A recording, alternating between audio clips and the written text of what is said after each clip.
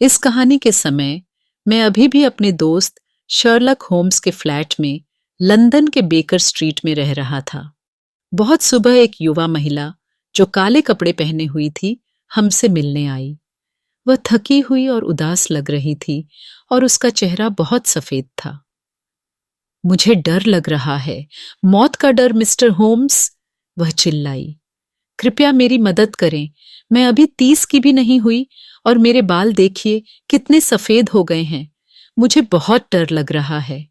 शांत हो जाइए और अपनी कहानी बताइए, होम्स ने दयालुता से कहा। मेरा नाम हेलेन स्टोनर है, उसने शुरू किया, और मैं अपने सौतेले पिता डॉक्टर ग्रिम्सबी रॉयलट के साथ गांव के पास रहती हूँ। उनका परिवार कभी बहुत अमीर था, लेकिन जब मेरे सौतेले पिता का जन्म हुआ तो उनके पास कोई पैसा नहीं था। इसलिए उन्होंने डॉक्टर बनने की पढ़ाई की और भारत चले गए। वहां उन्होंने मेरी माँ से शादी की। जब मैं और मेरी बहन जूलिया बहुत छोटे थे, हमारे पिता की मृत्यु हो चुकी थी। आपकी माँ के पास शायद कुछ धन था? शर्लक होम्स ने पूछा। ओह हाँ, माँ के पास बहुत पैसा था, इसलिए मेरे सौतेले पिता गरीब नहीं रहे। उनके बारे में और बताइए मिस स्टोनर, होम्स ने कहा। वह एक हिंसक व्यक्ति हैं। भारत में उन्होंने अपने भारतीय नौकर पर गुस्सा किया और उसे मार दिया। इस वजह से उन्हें जेल जाना पड़ा और फिर हम सब इंग्लैंड लौट आए। माँ का 8 साल पहले एक दुर्घटना में निधन हो गया। इस कारण मेरे सौतेले पिता को उनकी सारी संपत्ति मिल गई। लेकिन अगर जूलिया या मैंने शादी की तो उन्हें हर साल हमें 250 पाउंड देने पड़ेंगे। और अब आप उनके साथ गांव में रहती हैं, होम्स ने कहा। हाँ, लेकिन वह घर में ही रहते हैं और किसी से नहीं मिलते मिस्टर होम्स, हेलेन स्टोनर ने जवाब दिया। अब वह और भी हिंसक हो गए हैं और कभी-कभी गांव के लोगों से लड़ाई करते हैं। अब सभी उनसे डरते हैं और उन्हें देखकर भाग जाते हैं। और उनके भारतीय जंगली जानवरों से भी लोग डरते हैं, जो बगीचे में खुले घूमते हैं। उनके एक दोस्त उन्हें भारत से भेजते हैं। और जानवर ही नहीं, बगीचे में कुछ जिप्सी लोग भी हैं। मेरे सौतेले पिता को ये जंगली लोग पसंद हैं और वे जब चाहें आ जा सकते हैं। बेचारी जूलिया और मैं बहुत दुखी जीवन जी रहे थे। हमारे पास कोई नौकर नहीं था। वे हमेशा हमारे पिता से डर कर चले जाते थे और हमें घर का सारा काम करना पड़ता था। जूलिया सिर्फ 30 साल की थी जब उसकी मौत हो गई और तब उसके बाल भी सफेद हो गए थे, जैसे अब मेरे हो गए हैं। वह कब मरी? शर्लक होम्स ने पूछा। वह 2 साल पहले मरी और यही वजह है कि मैं यहाँ हूँ। हम गांव में किसी से नहीं मिलते थे, लेकिन कभी-कभी हम लंदन के पास रहने वाले अपने परिवार से मिलने जाते थे। वहां जूलिया ने एक युवक से मुलाकात की जिसने उसे शादी के लिए कहा। मेरे सौतेले पिता ने इसे मान लिया, लेकिन इसके तुरंत बाद उसकी मौत हो गई। हेलेन स्टोनर ने अपनी आंखों पर हाथ रखा और 1 मिनट के लिए रो पड़ी। शर्लक होम्स आंखें बंद करके सुन रहे थे, लेकिन अब उन्होंने उन्हें खोला और हेलेन स्टोनर की तरफ देखा। उसकी मौत के बारे में सब कुछ बताइए, उन्होंने कहा। मुझे सब कुछ बहुत अच्छी तरह याद है। वह बहुत भयानक समय था, उसने उत्तर दिया। हमारे तीनों बेडरूम एक ही मंजिल पर हैं। सबसे पहले मेरे सौतेले पिता का कमरा है, उसके बाद जूलिया का कमरा और फिर मेरा। इन सभी कमरों की खिड़कियां बगीचे की तरफ हैं और दरवाजे गलियारे में खुलते हैं। उस शाम मेरे सौतेले पिता अपने कमरे में अपनी तेज भारतीय सिगरेट पी रहे थे। जूलिया सो नहीं पा रही थी क्योंकि उसे अपने कमरे में सिगरेट की गंध आ रही थी। वह मुझसे बात करने मेरे कमरे में आई। अपने कमरे में लौटने से पहले उसने मुझसे कहा, हेलेन, क्या तुमने कभी आधी रात को सीटी की आवाज सुनी है? मैं हैरान हुई। नहीं, मैंने कहा। यह अजीब है, उसने कहा। कभी कभी मुझे सीटी की आवाज सुनाई देती है, लेकिन मुझे नहीं पता ये कहाँ से आती है। तुम इसे क्यों नहीं सुनती? मैंने हंसते हुए कहा, मैं तुमसे ज्यादा अच्छी नींद लेती हूं। फिर जूलिया अपने कमरे में चली गई और उसने दरवाजा बंद कर लिया। तुम अपने दरवाजे क्यों बंद करती थीं? शर्लक होम्स ने पूछा। हम जंगली जानवरों और जिप्सियों से डरते थे, उसने जवाब दिया। आगे बताओ, होम्स ने कहा। उस रात मैं भी सो नहीं सकी। बहुत तेज आंधी और बारिश हो रही थी। अचानक मैंने एक औरत की चीख सुनी। यह जूलिया की आवाज थी। मैं तुरंत गलियारे में भागी और उसी समय मैंने एक सीटी की आवाज सुनी और उसके 1 मिनट बाद धातु के गिरने की आवाज। मुझे समझ नहीं आया कि यह क्या था। मैं जूलिया के दरवाजे तक पहुंची। उसने दरवाजा खोला और जमीन पर गिर पड़ी। उसका चेहरा सफेद और भयभीत था और वह रोते हुए कह रही थी, मुझे बचाओ, मुझे बचाओ, हेलेन, मैं बीमार हूं, मैं मर रही हूं। मैंने उसे अपनी बाहों में लिया और उसने एक भयानक आवाज में चिल्लाया, हेलेन, हे भगवान, हेलेन, यह पट्टी थी, वह चितकबरी पट्टी। वह और कुछ कहना चाहती थी लेकिन कह नहीं सकी। मैंने अपने सौतेले पिता को बुलाया, जिन्होंने उसकी मदद करने की कोशिश की, लेकिन हम कुछ नहीं कर सके और इस तरह मेरी प्यारी प्यारी बहन मर गई। क्या तुम सीटी और धातु गिरने की आवाज के बारे में पूरी तरह से निश्चित हो? शर्लक होम्स ने पूछा। मुझे लगता है हाँ, हेलेन ने जवाब दिया, लेकिन वह एक बहुत ही तूफानी रात थी। शायद मैंने गलती की। पुलिस यह नहीं समझ पाई कि मेरी बहन की मौत क्यों हुई। उसका दरवाजा अंदर से बंद था और कोई उसके कमरे में नहीं जा सकता था। उनके शरीर में कोई जहर नहीं मिला। और चितकबरी पट्टी का मतलब क्या था? जिप्सी लोग अपने गले में वैसी चीज पहनते हैं। मुझे लगता है कि वह डर के कारण मरी, लेकिन मुझे यह नहीं पता कि वह किससे डर रही थी। शायद वह जिप्सी लोग थे। आप क्या सोचते हैं मिस्टर होम्स? होम्स ने कुछ देर सोचा। उन्होंने कहा, यह एक कठिन सवाल है, लेकिन कृपया आगे बताओ। यह 2 साल पहले की बात है, हेलेन स्टोनर ने कहा। मेरी बहन के बिना मैं बहुत अकेली हो गई थी, लेकिन 1 महीने पहले मेरे एक प्रिय दोस्त ने मुझसे शादी का प्रस्ताव किया। मेरे सौतेले पिता ने इस पर सहमति दे दी है और हम जल्द ही शादी करने वाले हैं। लेकिन 2 दिन पहले मुझे अपनी बहन के पुराने कमरे में जाना पड़ा, क्योंकि कुछ लोग मेरे कमरे की दीवार की मरम्मत कर रहे हैं। और कल रात मैंने फिर से वह सीटी सुनी। मैं तुरंत घर से बाहर भागी और लंदन आकर आपसे मदद मांगी। कृपया मेरी मदद करें मिस्टर होम्स, मैं जूलिया की तरह मरना नहीं चाहती। हमें जल्दी करना होगा, होम्स ने कहा। अगर हम आज तुम्हारे घर जाएं, तो क्या हम इन कमरों को देख सकते हैं? लेकिन तुम्हारे सौतेले पिता को यह पता नहीं चलना चाहिए। वह आज लंदन में हैं, इसलिए वह आपको नहीं देखेंगे। ओह, धन्यवाद मिस्टर होम्स, अब मुझे पहले से ही बेहतर महसूस हो रहा है।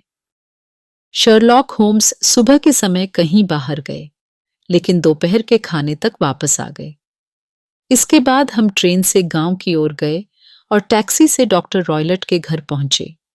होम्स ने मुझसे कहा, तुम देख सकते हो, हमारे खतरनाक मित्र रॉयलट को लड़कियों के पैसे की जरूरत है, क्योंकि उनकी मृत पत्नी से उन्हें सिर्फ 750 पाउंड सालाना मिलते हैं। यह मैंने सुबह पता किया। लेकिन जिप्सी, सीटी और पट्टी, ये समझने में थोड़ा मुश्किल है, लेकिन मुझे लगता है कि मेरे पास इसका उत्तर है। जब हम वहां पहुंचे, हेलेन स्टोनर ने हमें तीनों बेडरूम दिखाए। सबसे पहले हम उसके कमरे में गए। तुम्हारे बेडरूम की दीवार की मरम्मत क्यों हो रही है? होम्स ने पूछा। इसमें तो कोई खराबी नहीं दिख रही। आप सही कह रहे हैं, उसने कहा।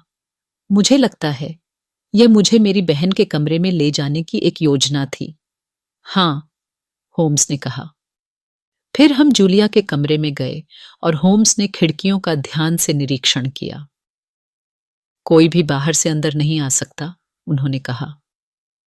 फिर उन्होंने कमरे का मुआयना किया। यह घंटी की रस्सी बिस्तर के ऊपर क्यों है? मेरे सौतेले पिता ने इसे 2 साल पहले लगवाया था। यह नौकर को बुलाने के लिए है, लेकिन जूलिया और मैंने इसे कभी इस्तेमाल नहीं किया, क्योंकि हमारे पास नौकर नहीं थे। उन्होंने उस दीवार में यह एयर वेंट भी बनवाया, जो उनके कमरे और इस कमरे के बीच में है। होम्स ने रस्सी खींची।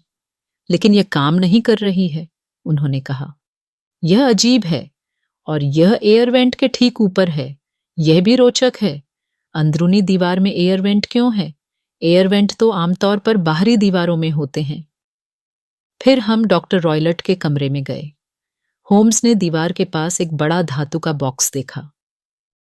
मेरे सौतेले पिता इसमें व्यापारिक कागजात रखते हैं, हेलेन ने कहा।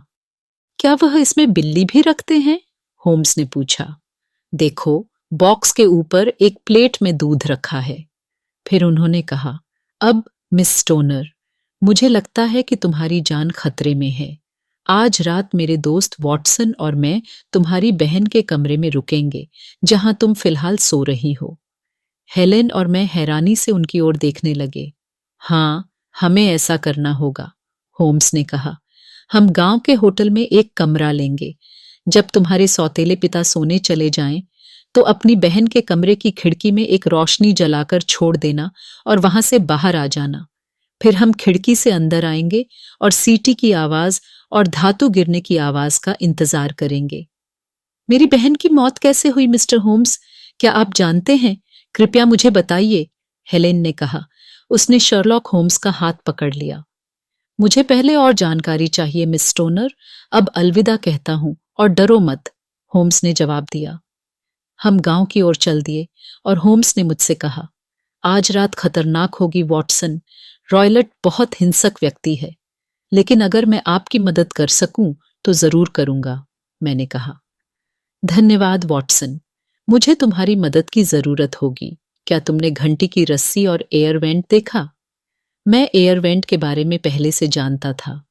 बेशक, दोनों कमरों के बीच एक छेद है। इससे समझ आता है कि हेलेन की बहन को डॉक्टर रॉयलट की सिगरेट की गंध कैसे आती थी। मेरे प्रिय होम्स, कितने चतुर हैं आप, मैंने कहा। और क्या तुमने बिस्तर देखा? यह फर्श से बंधा हुआ है, इसे हिलाया नहीं जा सकता। यह रस्सी के ठीक नीचे होना चाहिए, जो एयर वेंट के पास है। होम्स, मैंने चिल्लाया। अब मैं समझने लगा हूं, कितना भयानक अपराध। हाँ, यह डॉक्टर बहुत चतुर है, लेकिन मुझे लगता है कि हम उसे रोक सकते हैं, वॉटसन। उस रात हम वापस घर गए। जब हमने हेलेन स्टोनर की खिड़की में रोशनी देखी, तो होम्स और मैं चुपचाप खिड़की के रास्ते अंदर गए। फिर हम अंधेरे में मिडिल बेडरूम में चुपचाप इंतजार करने लगे। 3 घंटे तक हम बिल्कुल भी नहीं हिले। अचानक हमें डॉक्टर रॉयलट के कमरे से रोशनी और कुछ आवाजें सुनाई दी, लेकिन कुछ नहीं हुआ और हम फिर से अंधेरे में इंतजार करते रहे। तभी एक और आवाज आई, एक बहुत ही धीमी आवाज। तुरंत होम्स उठे और जोर से घंटी की रस्सी पर मारा। क्या तुम देख सकते हो वॉटसन? उन्होंने चिल्लाकर पूछा। लेकिन मैंने कुछ नहीं देखा। तभी एक हल्की सीटी की आवाज सुनाई दी। हम दोनों ने एयर वेंट की तरफ देखा और अचानक अगले कमरे से एक भयानक चीख सुनाई दी। फिर घर में सब कुछ शांत हो गया। यह क्या मतलब है? मैंने कांपती आवाज में पूछा। यह खत्म हो गया, होम्स ने उत्तर दिया। चलो देखते हैं। हम डॉक्टर रॉयलट के कमरे में गए। धातु का बॉक्स खुला हुआ था। रॉयलट एक कुर्सी पर बैठे थे। उनकी आंखें एयर वेंट की तरफ स्थिर थीं। उनके सिर के चारों ओर एक अजीब पीले धब्बों वाली पट्टी लिपटी हुई थी। वह मर चुके थे। द स्पेकल्ड बैंड, होम्स ने धीरे से कहा। वह पट्टी हिली और उसने अपना सिर घुमाना शुरू किया। सावधान वॉटसन, यह एक सांप है, भारतीय सांप, और इसका जहर बहुत जल्दी मार सकता है, होम्स ने चिल्लाया। रॉयलट तुरंत मर गए। हमें इस सांप को वापस बॉक्स में रखना होगा। बहुत सावधानी से होम्स ने सांप को पकड़ा और उसे धातु के बॉक्स में फेंक दिया। लेकिन तुम्हें सांप के बारे में कैसे पता चला, होम्स? मैंने पूछा। शुरुआत में वॉटसन, मुझे लगा कि यह जिप्सियों का काम हो सकता है, लेकिन फिर मुझे समझ में आया। मैंने सोचा कि शायद कुछ एयर वेंट के रास्ते आता है, घंटी की रस्सी से नीचे और बिस्तर पर पहुंचता है। फिर वह दूध, और जाहिर है सांप दूध पीते हैं। डॉक्टर के लिए भारतीय जानवर लाना आसान था, और क्योंकि वह डॉक्टर था, वह जानता था कि इस सांप के जहर का पता मृत शरीर में लगाना बहुत मुश्किल है। हर रात वह सांप को एयर वेंट के रास्ते भेजता था और यह घंटी की रस्सी से नीचे बिस्तर पर आता था। सांप को कोई देख न सके, इसलिए हर रात वह सीटी बजाकर उसे वापस बुलाता था और धातु गिरने की आवाज दरअसल उस धातु के बॉक्स का दरवाजा था जो सांप का घर था। शायद सांप कई बार आया होगा, लेकिन आखिरकार उसने जूलिया को मार डाला और हेलेन भी इस सांप की वजह से मरने वाली थी। लेकिन आज रात जब मैंने रस्सी पर सांप को मारा तो वह गुस्से में एयर वेंट से वापस चला गया और इस तरह उसने डॉक्टर को ही मार डाला। मुझे इसका कोई अफसोस नहीं है। इसके कुछ समय बाद हेलेन स्टोनर ने अपने मंगेतर से शादी कर ली और अपनी बहन और सौतेले पिता की भयानक मौतों को भूलने की कोशिश की, लेकिन वह स्पेकल्ड बैंड को कभी भी पूरी तरह से नहीं भूल सकी।